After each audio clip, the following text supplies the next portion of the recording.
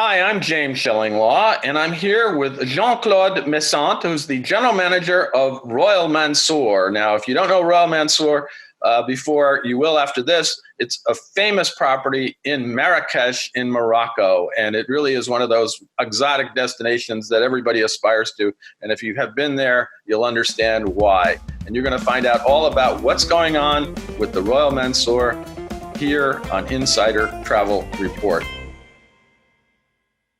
Now, Jean-Claude, first of all, as I always ask, how are you and where are you? Well, I'm doing good. I'm feeling good. I'm in my office in Marrakech at Royal Mansour.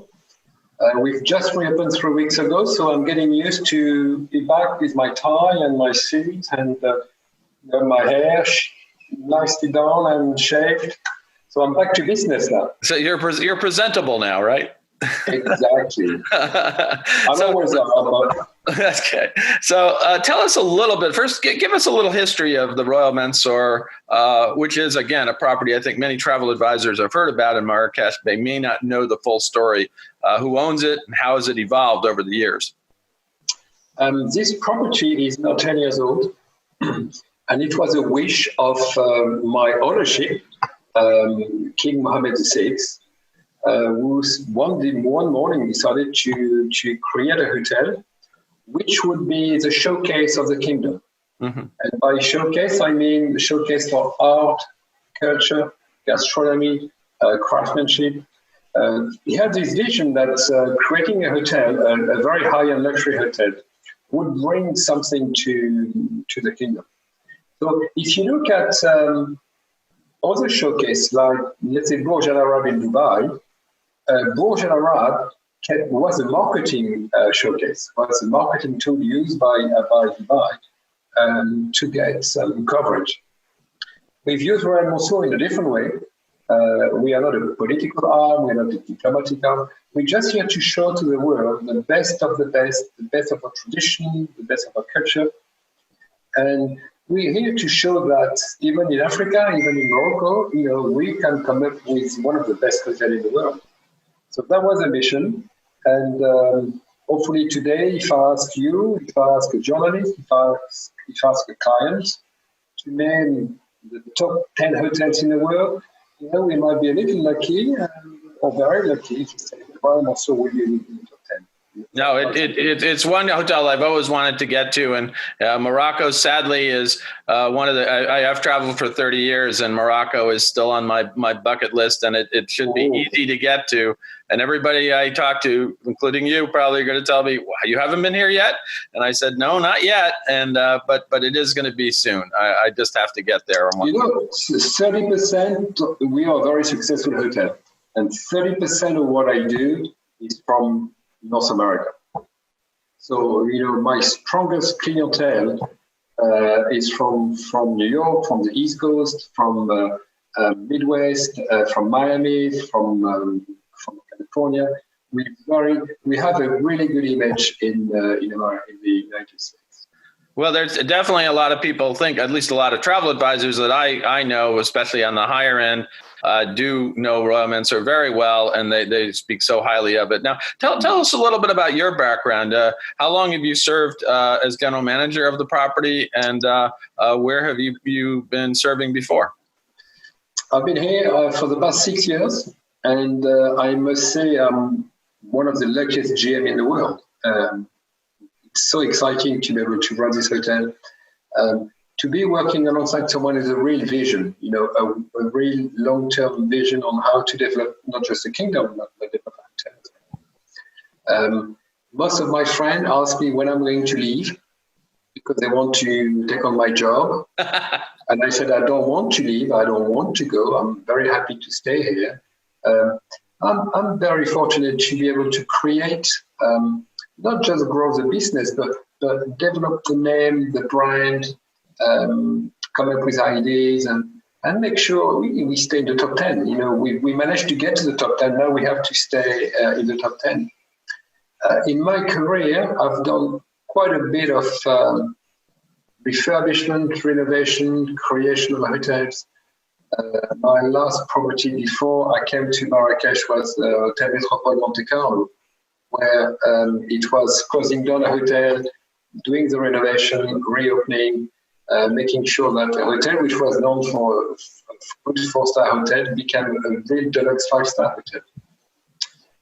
So that's what I love doing. That's my motivation and possibly my skills. And prior to that, I was GM at the Hotel de Crillon in Paris. Oh, yes, know that well. Yeah. And so I've done a bit of traveling in Europe and, Marrakech and Monaco, and Paris, London. I worked for 10 years in London. So I'm very European within my career. Never worked in America, in Asia. But I seem to be going down and down, from London down to Marrakech. You're heading more south all the time, like that. Well, you sound like you found a pretty good home in the Royal Mansour. It's an extraordinary hotel. Yeah. Now tell us a little bit about. We were talking earlier. Is Morocco now currently open for American travelers? And if it is, what are kind of the protocols and requirements they must follow to enter the country? I know you said we're not seeing very many Americans yet. No, I haven't seen one. It's complicated. Let's be fair. Let's be honest. We'd love you to come back. We know when it's election year. At the time of the year, you always travel a little bit less to Europe or to where we are in Africa. You can come to Marrakech through Paris. We have now a good connection through Paris at the moment. But let's say we want to see you all coming back in good condition with easy flights from the beginning of 2021 or from Easter 2021. Today it's complicated.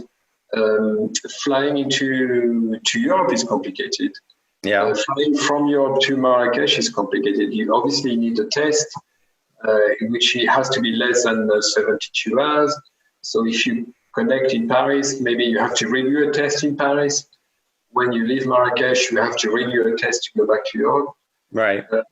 So everything is in terms of corporate business, you can fly. In terms of leisure business, it's a little bit complicated. Okay. Yeah. So even if here we have an extremely strict sanitary protocol to welcome our guests, we are extremely cautious. We've reduced dramatically the number of guests we can welcome to make sure that they feel happy and safe. I don't see any real comeback of major business before Easter. Well, let's hope that happens then. I know we all want to get out there and traveling again. And of course, you mentioned our elections. Well, we just have an ongoing election. It just never seems to stop. So that's another good thing for the next 4 years. No, is it? I think so. We'll see what happens. But now let's talk a little bit about how long was Royal Mansour closed during the pandemic period, and it's still ongoing, and during that time, what have you done to kind of revamp, renovate the property? I understand you've got new dining, new gardens, new swimming pool, and maybe some room renovations too, right? Yeah, we shut down on, I think, March the 18th. Very quickly after France, we shut down within 2 days. Everybody left. The hotel was full, absolutely packed with guests from Europe and America and Asia. Everybody went. My last 50 guests, I managed to charter a plane from here to Paris with 50 guests. Wow. Then we closed the door. And then I must say we spent a good 2 weeks, 3 weeks doing nothing. I sent everybody home. I went home. And we had no idea what would happen next, what would be the length of duration of the closure. So we went down for 2 weeks and we tried to stay zen and stay put and relax. And then after 2 weeks, well, now we have to do something. We just can't just wait and see. So we finished a lot of the renovation we'd started a few months ago. We spent a lot of time thinking about how to reorganize the hotel in terms of how to make it maybe easier to operate. We did a lot of training, education for staff. We now embarking on a new renovation program starting in January. So we had time really to think and plan and decide on what to do next. And, we've done a lot of renovation over the past 2 or 3 years, and we have a lot to come next year. You've mentioned we have a new garden, but it's not just a garden. It's a new herb garden. It's a new vegetable garden. It's a new. We came up with a workshop for an artist who could come in residence at Royal Mansour to do some paintings or whatever. So we've been really busy actually. I haven't seen a guest for 8 months, but I've been really, really, really busy trying to make sure that what we have, doesn't stay still, and we improve, we progress, and we stay at the top. And I think you've been doing a lot with your restaurants too. I think we're very lucky that we fast becoming the destination for food and drinks in Marrakech. I'm lucky to have a top French chef for the French side and the Asian side. I have a top Italian chef for my Italian. So we have now 4 high quality restaurants. So any guests coming to Marrakech, even if they don't stay with me, they will want to come and have a drink or eat, have lunch or dinner. So we are a very popular destination. It creates the emotion, creates life, creates a buzz. So our DNA within a hotel is very much linked to the food and drink. No, it sounds great, and it sounds like you have a lot of options. And I know I've heard you have a great spa too. So a lot of great stuff there, right? Well, spa is it's something we've done a lot of thinking over the past year. We are a successful hotel spa, and we would have been happy to carry on being successful as just doing spa business. But we said, well, it's not the end of the road. Let's make it a proper destination spa. Let's look properly at wellness. So by wellness, it's as well, it's fitness, it's experiences, it's nutrition. What could we come up with to entice guests to come from America, from Russia, from the Middle East for 3 days, 5 days, 7 days? What could we do to create a motivation to come to Royal Mansour, not just for the hotel, but for the wellness aspect? Right. So that's being launched on April the 1st. And it's not very soon, but it's April the 1st. And it's really exciting. I'm really pleased because that will be one of the main gates for the business to come in. The hotel, the food and beverage, and the spa wellness. So that's exciting. So I think I'll delay my arrival till after April. It sounds like I should do that. But pick up the 5 days. I don't know if you want to look younger, if you want to look slimmer, if you want to just to look better. But we will do that. I can always look slimmer, and I need to look slimmer in about 2 weeks because my son's getting married. But I don't think I'm going to be able to until then. Congratulations! So one aspect I need to mention of what we did during the closure. I don't work for a corporate company. I don't work for any individual. I work for His Majesty. So one of my objectives, one of my motivation, one of my goals during the closure was to look after people. Right. And I looked after my people. We've been very supportive to our staff, to their family. We gave a lot of emotional support. We gave a lot of medical support because, there is a pandemic, and yes, we have people being sick. So that was quite important to make sure that they felt that we were all part of a family. I'm the father of 600 employees. So by 600 employees, we're talking about maybe 4,000 or 5,000 people we're looking after, because you have the mother, the father, the son, the daughter, the granddaughter, or whatever. So that was a big motivation. So we went out of the hotel as well, because we have a duty to work with the local community. And we look after during Ramadan months, which was bang on during the closure. We looked after hospital staff, we looked after the local police, we looked after homeless people, we looked after an orphanage to make sure those people had food, those people had something to wear, those people were not left on the side. Because when you have something happening like what's happening today with COVID-19, it's so easy to forget that kids have no father, woman lives in the streets with kids and no cash and no money and no home. So I made a real duty. It was my motivation to say, okay, I have no guests, but I need to look after you, staff, and after you, local community in need of something. So it's been busy, it's been stressful. Yeah. And I can't wait for a holiday in Barbados or in Miami or somewhere. No. It sounds like you had a lot more responsibility than most general managers, and I guess it is interesting to know that your boss is actually the king. I don't know if I don't think you've had that before in your career, right?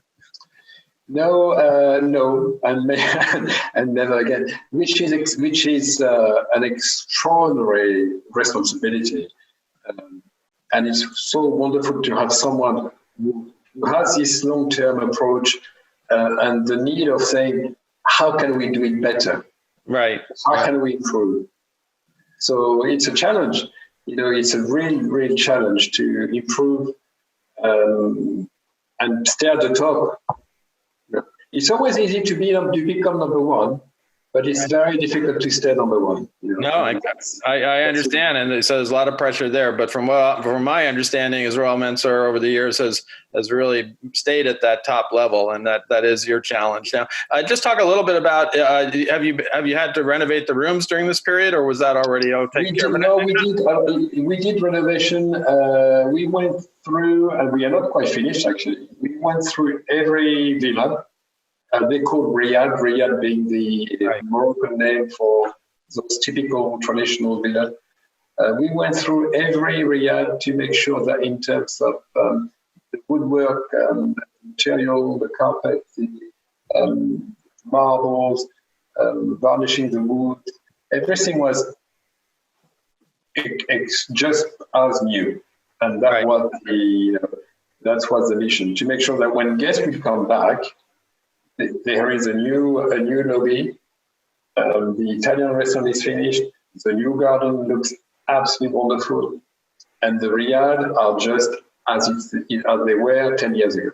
Yeah, well, I know that's the thing. Everybody who first comes to Royal Mansour, is what I hear is you're expecting a room, and you end up thinking, well, this is a palace, not a room. This is not something that I'm used to. It's quite large and spacious and very different. The villas that you have are really spectacular, is what I hear. When I travel, James, I look at two things. I look at my emotion when I get into a lobby, and I know when I get to the lobby if I picked the right hotel or no. And then my second emotion is when I get to my room, to make sure that the room is matching the lobby and I will be comfortable in the lobby. Trouble with Royal Mansour is when you get to my lobby, you don't want to move.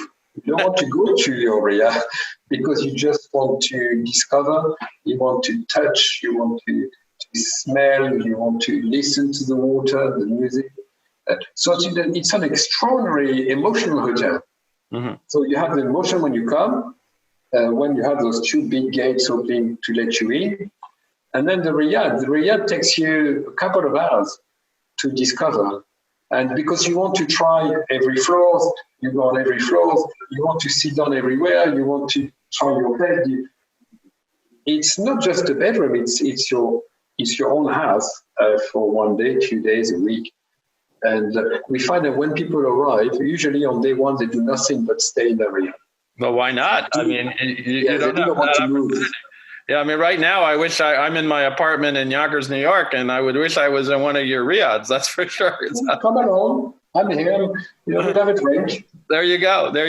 Now, let me know. Can you tell us a little bit about what you recommend to American travelers and American travel advisors on how to best enjoy the experience at Royal Mansour? What should travel advisors be telling their clients to really help them truly have a great stay at your property? James, as you say, I think Morocco is on the bucket list. A lot of people from the States say, we've been dreaming about coming to Marrakech because it's exotic without being too exotic. It's safe. It's quite reassuring. It's not Europe, but it's Europe a little bit.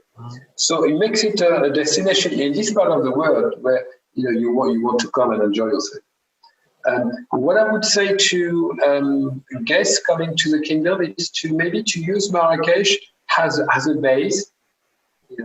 Arrive in Marrakech, and then from Marrakech you can travel down to the desert. The Merzouga or Zagora Desert. You can go up to the Atlas Mountains. You can go to the sea in Essaouira. You can go for the day to Meknes or Fez, or for a couple of days to Fez or Meknes. So use Marrakech as a base, as a touring base. We do, if I could name maybe one hotel, Casbah Tamadot, which I love, which is about an hour away from here in the mountain. A lot of our guests will actually go there for lunch or go for one night and then come back here. Mm-hmm. There's a lot to do in Morocco.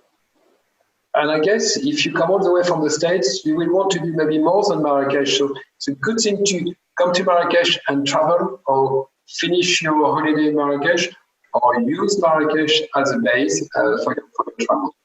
Yeah, so that's the best way. And that's what everyone has told me about going to Morocco and going to Marrakech. Now, is there anything else you want to tell our 100,000 travel advisors out there about Royal Mansour and all the work that you've been doing in the last few months and getting ready to, we hope, welcome guests next spring, I guess, right? Yeah, I would love to say to them that I love them all. I'm here, I'm waiting, I'm on my own, I'm lonely. Come and have a drink with me, come and have fun. When I took on the job, I had never stayed in Morocco. I didn't know what to expect. I fell in love with the people, the country.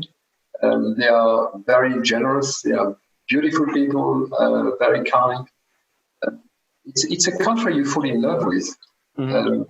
And I can't give you a statistic right now, but the number of American guests returning on a yearly basis or bringing their family after the second trip, or their mother or father or brother, coming as a group, not just a couple, but coming with family and friends.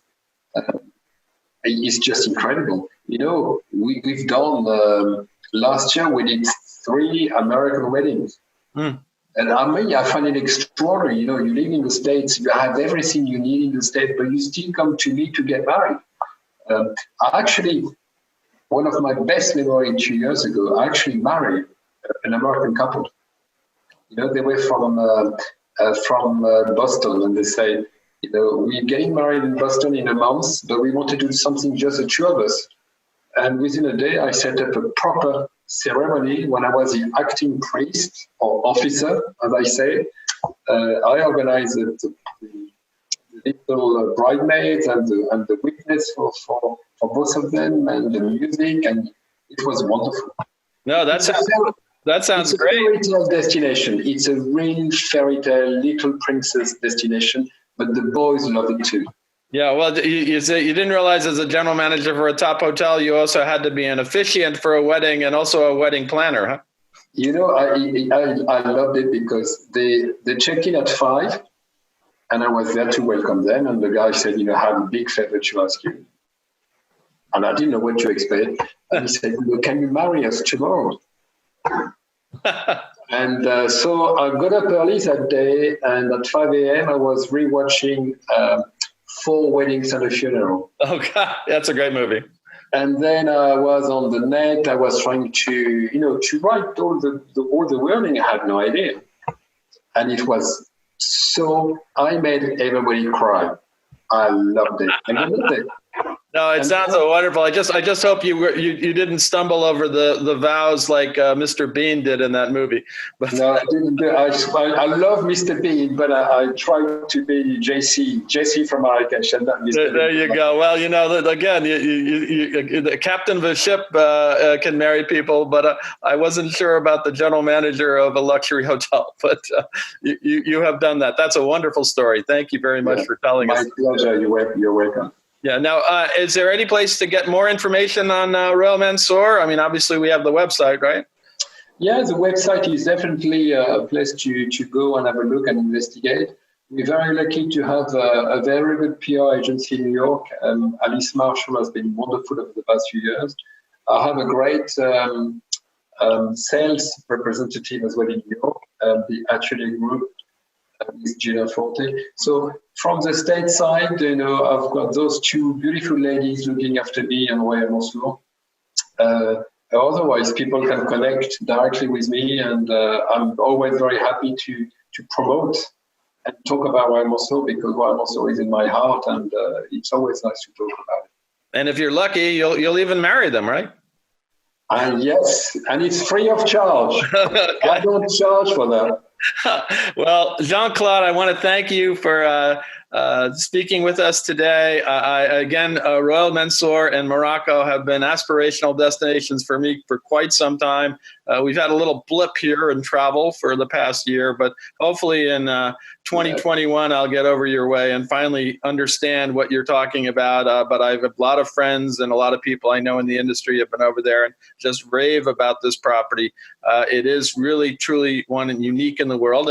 And your relationship, reporting to a king is pretty good, I guess, for running a hotel like this. But again, thank you for taking the time to speak with us. You're welcome. Thank you very much indeed, James. I'm James Shillinglaw, and this is Insider Travel Report.